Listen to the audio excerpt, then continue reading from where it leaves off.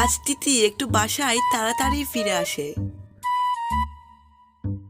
কারণ সে আজকে ডিম দিবে, তাই সে তাড়াতাড়ি বাসায় ফিরে এসেছে। তিতি ডিম দিতে বসে পড়ে। এর কিছুক্ষণ পরে তিতি একটা ডিম দেয় এবং ডিমটিতে তা দেওয়ার জন্য বসে পড়ে।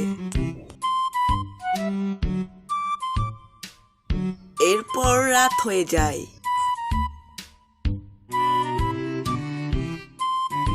তিতি তার ডিম নিয়ে ঘুমিয়ে পড়ে।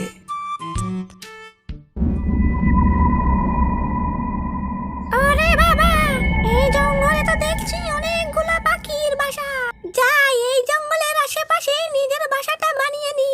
এইখান থেকে শিকার করে রোজ পাখির ডিম খাবো। এরপর ডাইনিটি আশেপাশে একটা